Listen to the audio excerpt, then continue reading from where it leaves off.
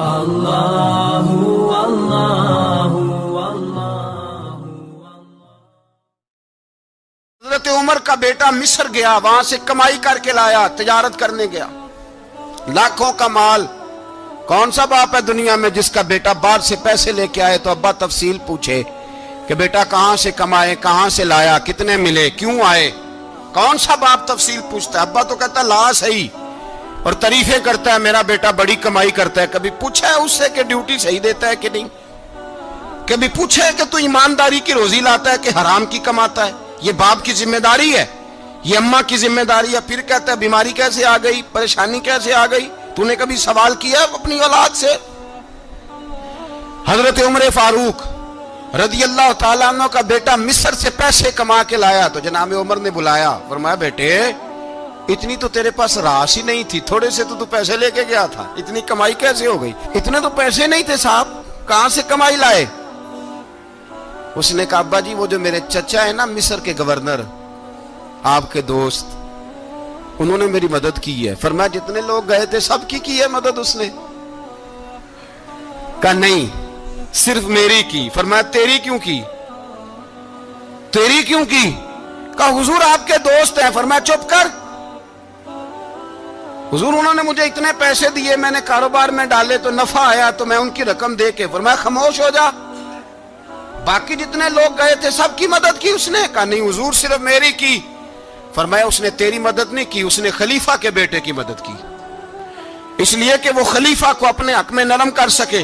فرمایا آدھا مال تیرا ہے، آدھا مال غنیمت کا ہے، مال خزانہ کا ہے، مسلمانوں کا ہے، اس لیے کہ تو جو وہاں سے مال کما کے لایا ہے وہ اپنے باپ کے خلیفہ ہونے کی وجہ سے کما کے لایا ہے، لہذا رکھ ادھر۔ یہاں کہتے ہیں کدھر سے آیا، کیسے آیا، کون سا حساب دیں، کیا کریں؟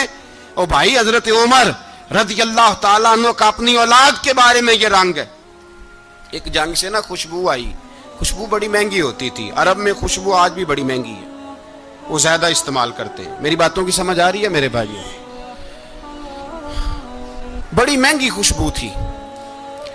جب وہ خوشبو آئی تو حضرت عمر نے کہا، گھر میں پہلے پہنچی حضرت عمر کے، چونکہ زیادہ عورتیں استعمال کرتی تھی گھر کے اندر خوشبو، مرد بھی لگاتے تھے۔ حضرت عمر نے اپنی بیوی سے کہا، آپ کی زوجہ تو تھی وہ بڑی خوشبو کو پسند کرتی تھی۔ حضرت عمر نے اپنی زوجہ سے کہا کہ خوشبو لاؤ، میں نے ایک عورت کی ڈیوٹی لگائی ہے، وہ خوشبو تول تول کے نا تو حصہ برابر صحابہ میں بانٹ دے گی۔ تو آپ کی زوجہ کہنے لگی کسی بی بی کی ڈیوٹی لگانے کی کیا ضرورت تھی، میں جو موجود تھی میں بانٹ دیتی ہوں تول کے حصہ برابر۔ آپ نے فرمایا نہیں تو رہنے دے، وہ فلانی بی بی بانٹے گی۔ کہا حضور میں نے بھی بانٹنی ہے، میرے پہ کچھ حق ہے؟ آپ نے فرمایا نہیں تو تفصیل نہ پوچھ، تو خوشبو دے دے، کوئی اور بانٹے گی۔ خاتون خانہ تھی نا، کہنے لگی نہیں مجھے بھی آج آپ کو بتانا ہی پڑے گا کہ کوئی جو بانٹ سکتی ہے تو میں کیوں نہیں بانٹ سکتی؟ زوجہ کہتی عمر نے بات کی تو میری چیخیں نکل گئی۔ حضرت عمر فرمانے لگے جب تو خوشبو بانٹے گی نا تیرے ہاتھوں کو بھی لگے گی، تیرے دوپٹوں کو بھی لگ جائے گی۔ اگر رب کریم نے مجھ سے سوال پوچھا کہ عمر خوشبو تو مسلمانوں کی تھی، تیری بیوی کے دوپٹے کو کیوں لگ گئی، تو میں اللہ کے حضور کیا جواب دوں گا؟ اگر اللہ نے یہ سوال کیا کہ تیری بیوی نے کیوں لگائی، وہ تو حصہ تھا مسلمانوں کا، تو نے تیری بیوی نے کیوں لگائی؟ تو فرمایا میں نہیں چاہتا کہ اللہ کے حضور مجھے اور تجھے باز پرس ہو، لہذا کسی اور کو بانٹنے دے۔ زوجہ روئی اور تڑپ کے کہنے لگی عمر مجھے لگتا ہے صبح قیامت بھی تیری بیوی ہونے کی وجہ سے اللہ مجھے جنت عطا فرما دے گا، تیری زوجہ ہونے کی برکت سے۔ بھائی یہ معیار رکھا، خدا کی قسم ایسا شخص تاریخ میں دوبارہ نہیں آیا۔ اتنا بڑا آدمی، اتنا بڑا شخص، اتنا بڑا آدمی، اور پھر رنگ یہ ہے کہ عمر 22 لاکھ مربع میل کا حکمران، 22 لاکھ، اور کھجور کے درخت کے نیچے مٹی کا ڈھیلا لے کے سو گئے ہیں، پرواہ کوئی نہیں، کوئی مسئلہ ہی نہیں۔ دو غلام ساتھ بیٹھے تو ایک روٹی حضرت عمر نے گھر سے منگوائی، تھوڑا سا سرکہ، تو غلام کہنے لگے ہم نے بھی کھانی ہے۔ فرمایا کوئی حرج نہیں، روٹی کو پیٹ بھر کے کھانا ضروری تو نہیں، 3 حصوں میں بانٹ لیتے۔ ایک آدمی آیا ہوا تھا مصر کا رہنے والا ملنے کے لیے، اس نے پوچھا عمر کدھر ہے؟ تو کہا وہ ادھر جاؤ مسجد میں بیٹھے ہوں گے. اور واپس آیا تو کہنے لگا وہاں تو 3 غلام بیٹھے ہیں, ایک روٹی بانٹ بانٹ کے کھا رہے ہیں, لگتا ہے کئی دنوں سے روٹی نہیں ملی. کہا 3 غلام تو کوئی نہیں, وہاں 2 ہی تھے, تیسرے تو امیر المومنین تھے. اس نے کہا نہیں نہیں 3 غلام ہیں, کپڑے بھی ایک طرح کے پہنے ہوئے, بلکہ 2 کے تو پھر صحیح ہیں, تیسرے کے تو زیادہ ماڑے ہیں. کپڑے بھی ایک طرح کے, کھانا پینا بھی ایک طرح کا, اور ان کا نشست برخاست بھی ایک طرح کی ہے, لہذا کوئی فرق نہیں. حضرت ابو ہریرہ کہتے ہیں میں لے کے آیا, اور جناب عمر کو جب میں نے کچی زمین میں تامت سمیٹ بیٹھے دیکھا تو میں رو پڑا. میں نے اس مصر سے آنے والے کو کہا تو اس کے جلوے دیکھ, اگر اس کی ذات میں اتنا حسن ہے تو محمد عربی کا مقام کیا ہوگا. یہ مقام غور ہے, مقام غور. 10 محرم کو لوگ دیگے پکائیں گے نا, نہیں پکانی ہے؟ کوئی بول دے نہیں, ہاں نہ نہیں کر دے. پروگرام بدلیا تو نہیں دی عید کی کہ وہی کام شروع ہویا ہے لاسٹ ٹائٹ ہونے والا. کیوں جی, پکنی ہے نا دیکھیں 10 محرم کو انشاءاللہ تعالی. ہم بھی پکائیں گے انشاءاللہ, یہاں بھی پروگرام ہوگا. تو 10 محرم کو جو دیگ پکنی ہے تو ایسا نہیں ہو سکتا کہ 1 محرم کو حضرت عمر کے نام کی بھی کوئی پک جائے. اگر امام حسن حسین کے نام کی دیگیں پکیں تو جو امام حسن حسین سے پیار کرنے والے ہیں, جو امام حسن حسین سے, ہم لوگوں نے بھی عجیب رٹا اپنایا ہے نا. ہم لوگ بات کا ایک پہلو دیکھتے ہیں, دوسرا نہیں دیکھتے.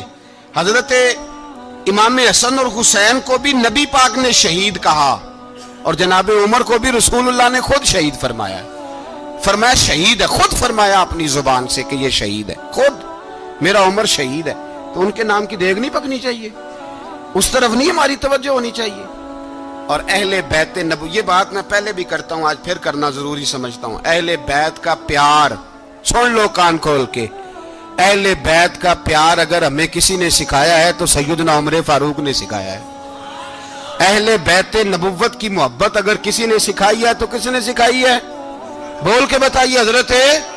حضرت عمر نے. اہل بیت کا پیار ہمیں حضرت عمر نے بول کر کے سکھایا ہے. بھائی یاد رکھیں, کسی کی طاقت نہیں تھی دم مارنے کی حضرت عمر کے سامنے, طاقت ہی نہیں تھی. کیسر و کسرا کانپ جاتے تھے, جرت ہی نہیں کرتے تھے حضرت. اور ہمارے تو تعلقات بڑے ہیں نا غیروں سے. حضرت ابو موسیٰ اشعری رضی اللہ تعالیٰ عنہ فرماتے ہیں میرا منشی سائی تھا, وہ کاتب کہتے تھے وہ لوگ, میرا حساب کتاب عیسائی تھا. تو فرماتے ہیں ایک دن میں نے وہ سارا حساب کتاب لین دین کے حضرت عمر کو دکھائے تو فرمانے لگے جس نے لکھے ہیں اس کو بلاؤ. کہنے لگے حضور مسجد نہیں آ سکتا. کیوں نہیں آ سکتا؟ کہنے لگے وہ عیسائی ہے. کہتے ہیں حضرت عمر جلال میں آ گئے. آپ فرمانے لگے جنہیں رب دور کرتا ہے تم کیوں قریب کرتے ہو؟ جنہیں اللہ دور کرتا ہے. فرمایا تم غیروں کو اگر عہدے دو گے تو اپنوں کا کیا بنے گا؟ اگر تم غیروں کو عہدے دو گے تو اپنوں کا. یہ سوچ ہے جو آج برما کے مسلمانوں کے لیے بھی ضروری ہے. کہا اگر تم غیروں کو عہدے دو گے تو اپنوں کا. ہم نے غیروں کو عہدے دیے تو دیکھا نا اپنے کس طرح کاٹے جا رہے ہیں. غیروں کو جو عہدے دے دیے یارانے سارے غیروں سے. روز دعویٰ ہوتا ہے چین ہمارا سجن ہے, چین ہمارا دوست ہے. او بھائی دوست ہے تو اس سے کہو نا کہ برما تو تمہاری ایک چھوٹی سی ریاست ہے, چین کے بغیر تو وہ سانس بھی نہیں لے سکتا. اس کو کہو نا اس حکومت پہ دباؤ ڈالے. لیکن ہم لوگوں نے غیروں کو عہدے دیے تو اپنے پس گئے. حضرت عمر کہتے تھے ذمی کا ہم ادب کریں گے, ذمی کافر کا ہم, ایسا کافر جو مسلمان ریاست کو قبول کرے, بدامنی نہ پھیلائے. ایک آدمی کو آپ نے دیکھا آنکھوں سے نابینا ہے اور بھیک مانگ رہا ہے, تو حضرت عمر کو نظر آ گیا. فرمایا کون ہو؟ اس نے کہا میں یہودی ہوں. فرمایا بھیک کیوں مانگتے ہو؟ کہا جب تک تندرست تھا مسلمانوں کو جزیہ دیتا تھا, بوڑھا ہو گیا ہوں کیا کروں. حضرت عمر نے گھوڑے کی پشت پہ بٹھایا, کافر کو گھوڑے کی پشت پہ بٹھایا اور بٹھا کے مدینے لائے. حضرت علی شیر خدا وزیر خزانہ تھے. فرمایا علی اس کا وظیفہ جاری کرو. کہا یہ کون ہے؟ فرمایا یہ یہودی ہے لیکن یہ ہمیں جزیہ دیتا رہا, بوڑھا ہو گیا بیچارہ, بھیک مانگنے پہ مجبور ہے, ہماری حکومت کے اندر رہتا ہے, اس کا پورا وظیفہ جتنا خرچہ اتنا وظیفہ لگاؤ. حضرت علی کہتے ہیں میں وظیفہ لگا رہا تھا اور وہ میرے نبی کا کلمہ پڑھ رہا تھا, وہ رسول اللہ کا کلمہ پڑھ رہا تھا. یہ مزاج, یہ نہیں کہ کافر. حضرت عمر نے گورنروں کو خط لکھے تھے کہ زبردستی کسی کو مسلمان نہیں کرنا, جہاں ان کی عبادت گاہیں بنی ہو گرانی نہیں, کوئی مندر کوئی گرجا ضائع نہیں کرنا. इस्लाम सबको जीने का मौका देता है, पर बेईमानों, जालिमों, बदजातों, तुम्हें यह कहता है कि हम तुम्हें जीने का मौका देते, तुम भी मुसलमानों को जीने का मौका दो। ये जहां बसते हैं, जहां रहते हैं, इन्हें वहां जीने का मौका दो। इन्हें भी अल्लाह अकबर कहने का मौका दो, इन्हें भी कुरान पढ़ने का मौका दो, इन्हें भी रसूलुल्लाह पर दुरूद पढ़ने का मौका दो। हमारे मुल्क में ईसाई अपनी मर्जी से खुलेआम तबलीग करते हैं। यहां तो चैनल चलाए हैं ईसाइयों ने। किसी मजहबी जमात ने कभी जुलूस निकाला है कि ईसाइयों का चैनल बंद करो? बोले निकला है कि नहीं निकला? कितने जुल्म की बात है। हम जब गैर को इतना तहफुज देते हैं, इतना तहफुज देते हैं, हमने देखा है, मुझे 20 लोगों ने ईद पे टेलीफोन किए कि ईसाइयों को कुर्बानी का गोश्त दे लें। मजबूर हैं जी, दरवाजे पे आ गए हैं, हमारे काम काज करते हैं। 20 लोग, आम आदमी के दिल में इनका इतना जज्बा है। वो मसाइल का बयान करना एक अलग बात, लेकिन हमारे दिल काफर के हक में भी नरम हो जाते हैं। तुम किस कदर ज्यादा बेईमान हो और कुफर किस कदर ज्यादा जलील हो गया है कि मुसलमान के हक में नरम होता ही नहीं। और उससे बड़े जलील वो हैं जो इन जलीलों के सपोर्टर हैं। वो किसी अरब मुल्क के हुक्मरान हो या किसी और जगह के, वो बड़े जलील है जो इन जलीलों के सपोर्टर हैं, जो बर्मा की बच्चियों के कत्ल पर अपनी हुकूमतें चमका रहे हैं। ने शर्म नहीं आती, इस कदर मुसलमान तड़पा है, लेकिन उन बेगैरतों को जरा होश नहीं आई। और ये उनके कमाश, उनके दलाल जो हर जगह उनकी सपोर्ट करके अपनी हुकूमतें कायम करते हैं, बेईमानों को पता नहीं कि कब इन पर अल्लाह का अजाब उतरेगा और किस तरह इनके परखशे उड़ेंगे। तुम्हें अपनी जिल्लत और रुसवाई नजर नहीं आ रही कि जमीन किस तरह तुम्हारे लिए तंग हो गई है? इससे ज्यादा और तुम्हारी रुसवाई क्या होगी? डरो अल्लाह से, और ये तो दुनिया का अजाब है। इन्ना बत्श रब्बिका लशदीद, मेरा रब कहता है क़यामत तो कायम होने दे। इतना सख्त तेरे रब की पकड़ है, इतनी किसी दूसरे की हो सकती? याद रखें और थोड़ा एहतियात करें हम सब लोग भी, जो हम लोग आधी जुबान बोल के भी इनकी सपोर्ट करते। अब शर्म आनी चाहिए हमें इन हुकूमतों की सपोर्ट करते जो मुसलमानों की लाशों के ऊपर हुकूमतें कायम करते हैं। शर्म आनी चाहिए। बहरहाल बात दूर निकल जाएगी और मैं अपने मजमून पे रहता हूं। अहले बैत का प्यार अगर सिखाया है तो जनाब उमर ने सिखाया है रदी अल्लाह ताला अन्हो। इमाम हसन मिलने, आप यकीन करें, मैं जब इस वाकया को पढ़ता हूं तो मेरा दिल झूम जाता है। मैं कहता हूं यार, डाडा होना अपनी जगह पे, इश्क होना अपनी जगह पे, इंसान का बावकार होना अपनी जगह। जहां खड़े होना था वहां ये खड़े होते थे, और जहां झुकना था वहां ये इन लोगों में इकबाल ने कहा था, तेरी निगाह नाज से दोनों मुराद पा गए। अकले की याबो जुस्तजू, इश्के हुजूरो इस तरह। जहां अगर आया है सामने कैसरो किसरा तो उमर जैसा दलेर कोई नहीं। अगर सामने आया ईरान का बादशाह तो उमर जैसा तगड़ा कोई नहीं। अगर आया है सामने गुस्सान का बादशाह तो उमर जैसा आदिल कोई नहीं। लेकिन अगर अली का बेटा आया है, अगर फातिमा के लाल पारे आए हैं, तो फिर फारूक आजम से जैसा मुहिब कोई नहीं, फिर उनसे जैसा प्यार करने वाला कोई नहीं। अंदर बैठे हैं जनाब उमर, अंदर तन्हाई में कुछ वजीरों से गुफ्तगू हो रही है, मीटिंगें जारी हैं। आपके बेटे मिलने आए जनाबे अब्दुल्ला इब्ने उमर, अब्बा जी मिलने आए। बात ठहरो, बात कर रहा हूं, कोई ना अंदर आए। साहबजादा बाहर खड़ा है। थोड़ी देर गुजरी तो इमाम हसन भी आ गए। कौन आए? आपको अजब मिलेगा इमाम साहब का नाम लेने से, वो सरदार हैं जन्नतियों। कौन आए? सारे बोलिए। इमाम हसन, तेरी नस्ल पाक में है बच्चा बच्चा नूर का, तू है ने नूर तेरा सब घराना। इमाम हसन आए तो हजरत अब्दुल्ला इब्ने उमर को दरवाजे पे खड़े देखा। कहा अमीरुल मोमिनीन कहाँ हैं? कहने लगे हजरत उमर के बेटे। कहने लगे वो अंदर बैठे, कुछ मीटिंग हो रही है और उन्होंने कहा कोई अंदर ना आए, लेकिन आप जाना चाहें तो चले जाएं। आप जाना चाहें तो, तेरी नस्ल पाक में है बच्चा बच्चा नूर, आप जाना चाहें तो चले जाएं। तो उन्होंने कहा जब आप बाहर खड़े हैं तो मुझे कोई इतना जरूरी काम नहीं, और अभी जोर की नमाज थोड़ी देर में होगी, मैं मस्जिद में मिल लूंगा अमीरुल मोमिनीन से। ये बात कह के इमाम हसन चले गए। यार इतनी बड़ी बात नहीं थी, इतनी बड़ी बात नहीं थी। तो मेरे उस्तादों का बेटा भी आया तो कहा ठीक है जी वो सोए हुए हैं, तो कोई गर्ज नहीं यार, मैं ठहर के आ जाऊंगा। कोई बड़ी बात नहीं थी, देखा जाए तो बड़ी बात नहीं थी, पर बात बहुत बड़ी थी इसलिए कि ये खाली हसन नहीं, ये हसन इब्ने अली है। ये हजरत फातिमा के लख्ते जिगर, حضرت عمر باہر نکلے, عبداللہ ابن عمر سے پوچھا کوئی آیا تو نہیں؟ تو کہا حضور امام حسن آئے تھے. تو کہا پھر شہزادے کو اندر کیوں نہیں بھیجا؟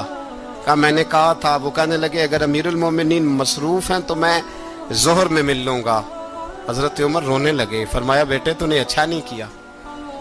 پھر مسجد نہیں گئے, سیدھے امام حسن کے دروازے دستک دی. امام حسن باہر آئے, کہا شہزادے آئے تھے تو ملے کیوں نہیں؟ تو امام حسن کہنے لگے حضور آپ کا اپنا بیٹا دروازے پہ کھڑا تھا, آپ کا اپنا بیٹا دروازے پہ کھڑا تھا, اور منع بھی کیا تھا آپ نے تو میں زور میں مل لیتا. حضرت امام حسن فرماتے ہیں جوش جذبات میں جناب عمر نے سر سے پگڑی اتار دی, جوش جذبات میں. کہنے لگے حسن میرے بیٹے کا اور آپ کا کیا مقابلہ؟ کیا اس کی ماں کا نام فاطمہ الزہرا ہے؟ کیا اس کی نانی کا نام خدیجۃ الکبریٰ ہے؟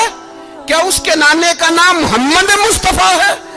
آپ کا اور اس کا کیا مقابلہ؟ پھر رو پڑے اور کہنے لگے بیٹے میں مکے کے صحراؤں میں اونٹ چرایا کرتا تھا, یہ جو میرے سر پر عزت کے بال ہیں یہ تیرے نانے کے اگائے ہوئے. میں مکے کے خبردار شہزادے خبردار. او بھائی اہل بیت نبوت کے ادب کا رنگ اگر سکھایا ہے تو سیدنا عمر نے سکھایا ہے. حضرت عمر فاروق اتھارٹی ہے, اسلام کی اتھارٹی. یکم محرم حضرت عمر کی شہادت ہے. یہودی بول اٹھا, کافر بول اٹھا.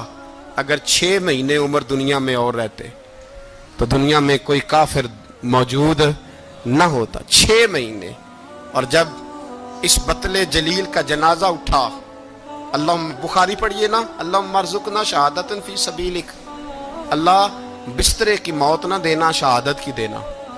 عمر شہید ہوئے, مسجد نبوی میں نماز پڑھاتے, اور جب جنازہ اٹھا تو مدینے کا پھر پیچھے جو دلیر بچے وہ مولا علی تھے.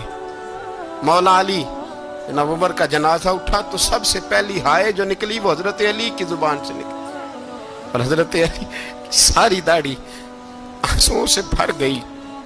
لوگوں نے کہا کہ علی کیا ہوا؟ فرمانے لگے تم دیکھ نہیں رہے جنازہ کس کا اٹھا ہے, پلٹ کے دیکھو تو صحیح, تم پتہ نہیں یہ کون گیا ہے. کہ حضور کیا ہوا؟ آپ فرمانے لگے عمر اس طرح کے کام کر کے گیا ہے, اب ان کے رستوں پہ کون چلے گا؟ کون اس کے جگر راہ وفا میں؟ میں نقش ایسے چھوڑ آیا ہوں, میں جس منزل سے گزرا ہوں وہ اب تک یاد کرتی ہے. حضرت علی حضرت عمر کے جنازے پہ کھڑے ہو کے کہتے ہیں اللہ مجھے اس طرح کے عمل کرنے کی توفیق دے جس طرح کے عمر کر کے گیا. میرے بھائی بطل عزیز, بطل حریت حضرت عمر رضی اللہ تعالیٰ عنہ جو اپنی زندگی انقلاب والی گزار کے گئے.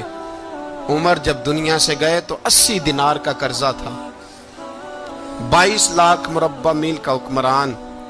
اور اپنے بیٹے سے کہنے لگے بیٹے کوشش کرنا تیرے خاندان والے مل کے میرا قرضہ اتار دے, میری قبر پہ بوجھ نہ رہے, اور اگر خاندان والے مدد نہ کریں تو میرے دوستوں سے بات کرنا, وہ مدد نہ کریں تو پھر علی سے بات کرنا. ان کا پیار آپس میں اتنا اور تو اختلاف ثابت کر رہا. 80 دینار کا قرضہ چھوڑ کر حضرت عمر دنیا سے گئے, اور جاتی دفعہ کہہ گئے میرے بعد میرے بچوں کو حکومت کے مشورے میں بھی شامل نہ کرنا, حکومت کے مشورے میں بھی میری اولاد شامل نہ ہو.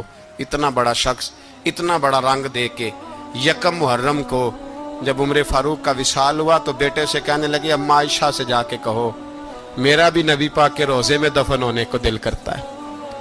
ایک قبر کی جگہ ہے اماں جی نے اپنے لیے رکھی ہے, بخاری ہے بخاری. حضرت عائشہ کے پاس صاحبزادے گئے, کہنے لگے اماں جی عمر کو زخم لگ گیا ہے, حالت بڑی پریشانی والی ہے. وہ کہتے ہیں اگر اماں اجازت دیں.